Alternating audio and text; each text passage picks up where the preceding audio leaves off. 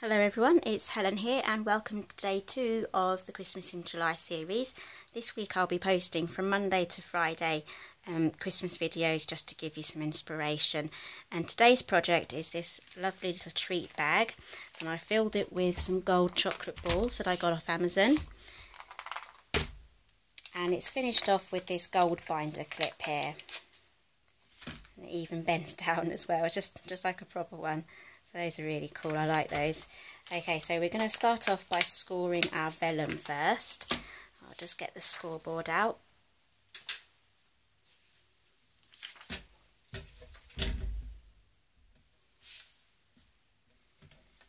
Okay, so all the measurements are going to be on my blog today, just so you don't have to write them down as I go along. Okay, so we're going to keep this in landscape and we're going to score at 3.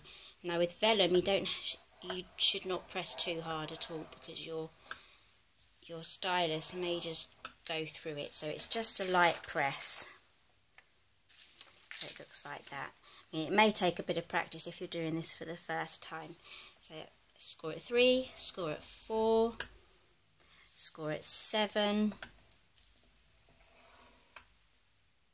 and score at 8. You just have a very small slither on the edge there. Okay, so turn it and then score at 1.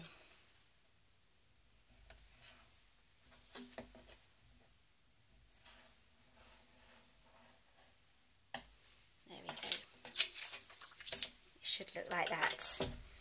Okay, we're now going to do some heat embossing. Now I've taken the snowflakes from the Perpetual Birthday Calendar set.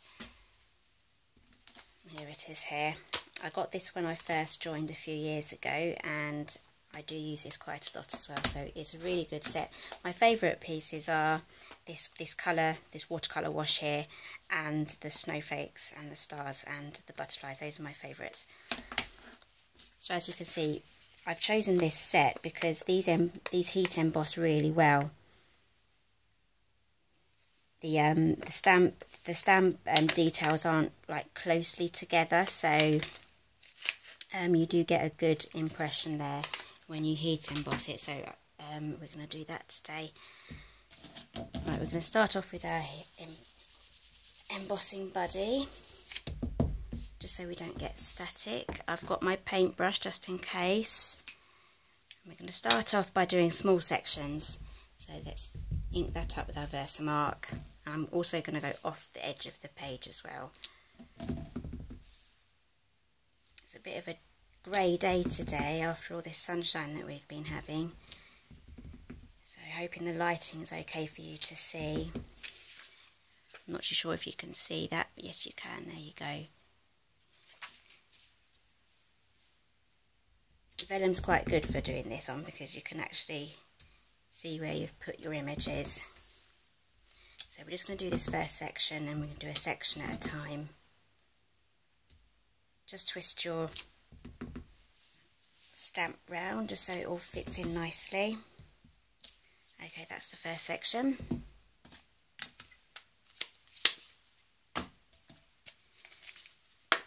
Gold embossing powder.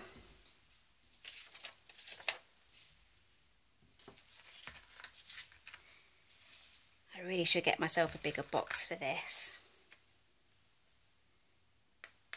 I'll buy myself another pot, and then I'll get another pot of embossing powder, and then I'll get myself a bigger box. This is getting a bit silly, isn't it?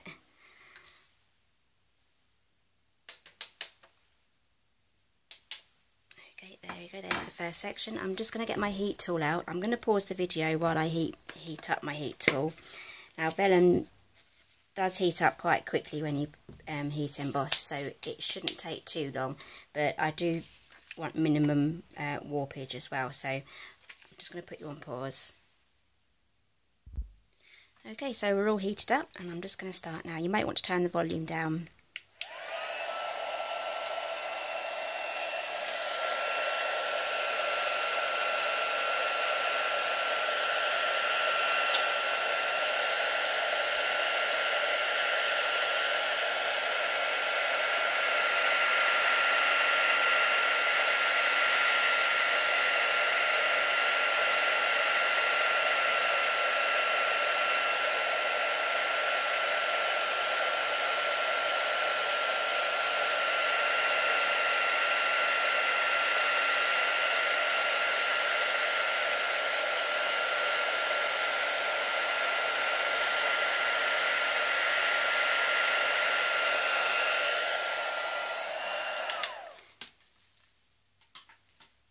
Okay, so what I'm going to do now is I'm going to put you on pause again. I'm going to finish this section and then I'll come back once I'm done. Okay, so I just thought I'd unpause it so you can watch the fun bit.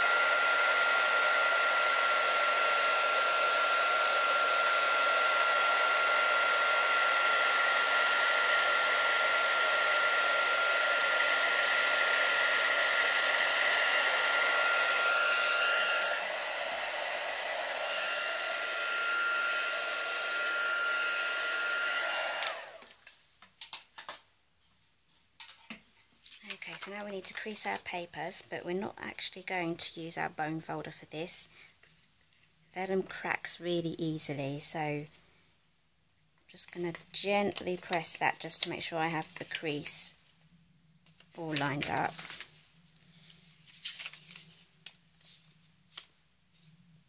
I'm just going to press very gently. If you press too hard, your paper may crack and you'll get a hole along the line. And we don't really want that in our bag, and we'll have to start again. So you may wish to have a little practice first before heat embossing, just so that you can get the knack and the feel of how the vellum works.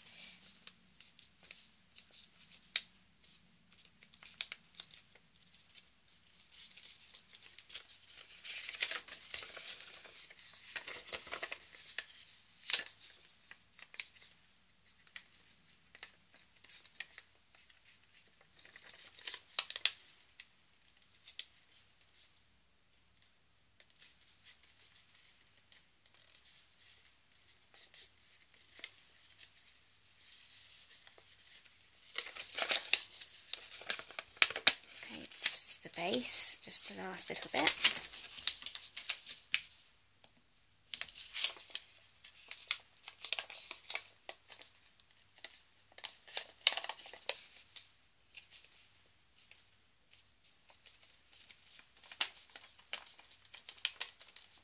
Okay, right, now we've done that bit. Cut our lines up now. This small corner here, this little rectangle, we're going to remove that completely, and I'm going to taper in these edges. So I'm just going to start here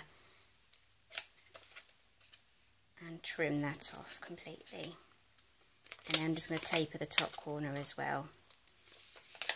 Okay, and I'm just going to cut up each side.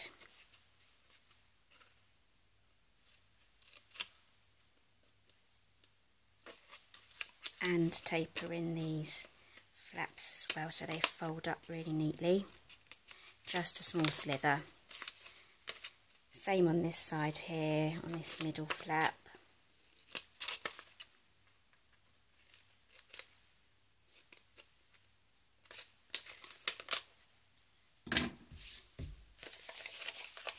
Okay, so we're going to use some Tombow just on the edge. This very small flap here. Don't put too much on because it will lose out the edges. Fold that down. Bring that in and then hold it in place. Now this glue will dry clear. It looks white at the moment, but it will dry clear. Just hold that down. As you can see, it's barely visible there on there. That should take quite well. Right, now time to pop these in. I want the front flap here coming towards the back. It's just a bit more Tombow. Also the gold snowflakes hide a lot of it as well, so it's camouflaged. Okay, just line that up the best you can.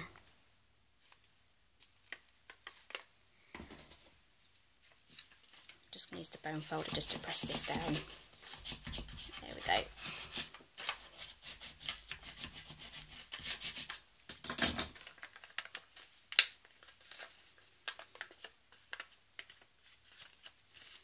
Just make sure everything's firmly pressed down. Just going to reinforce these bottom edges so that I know it will stand up quite nicely. Otherwise it may rock backwards and forwards, but obviously don't press too hard because it might crack.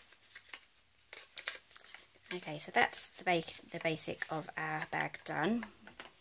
We're going to use Night of Navy for this one, and I'm going to use the stamp from the Oh What Fun set, so we're going to be using this jolly one here.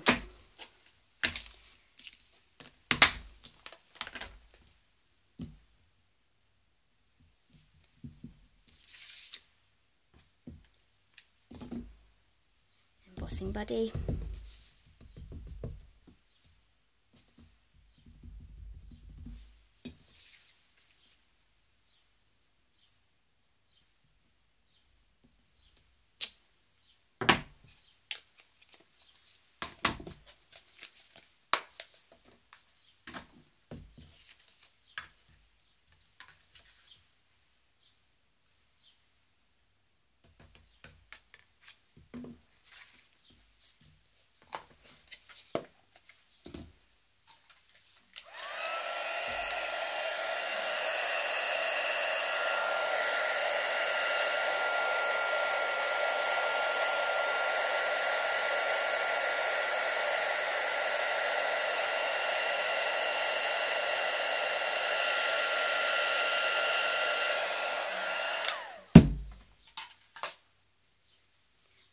Going to use our decorative label punch.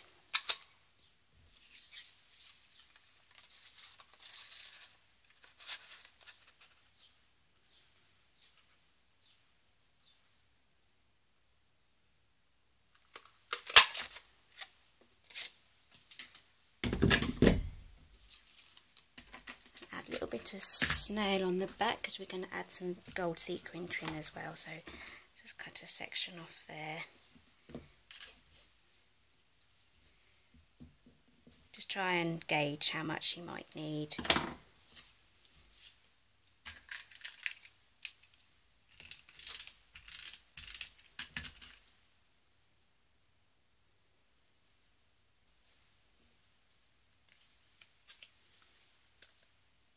There we go.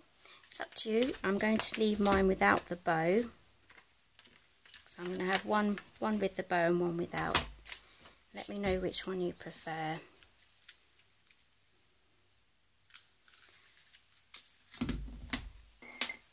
I used the navy baker's twine to make the bow. I won't put it on, but I'll show you how I make mine. I do 2 loops, cross them over,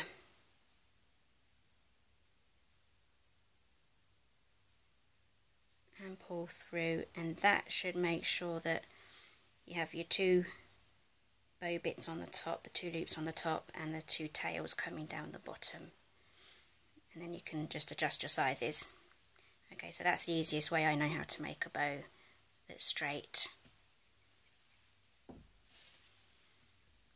Okay, so just to attach this to the box, we're going to use dimensionals.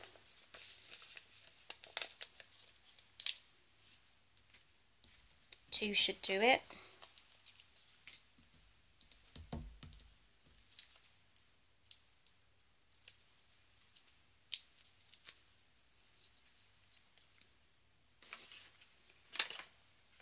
Make sure your back's at the back.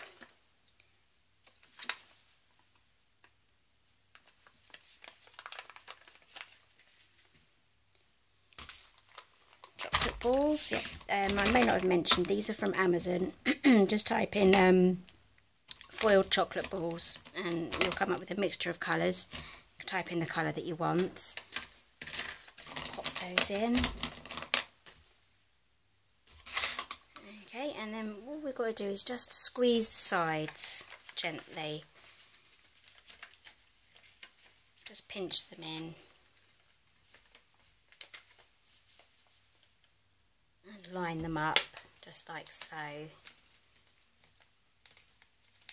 And then I'm just going to finish it off with the gold binder clips.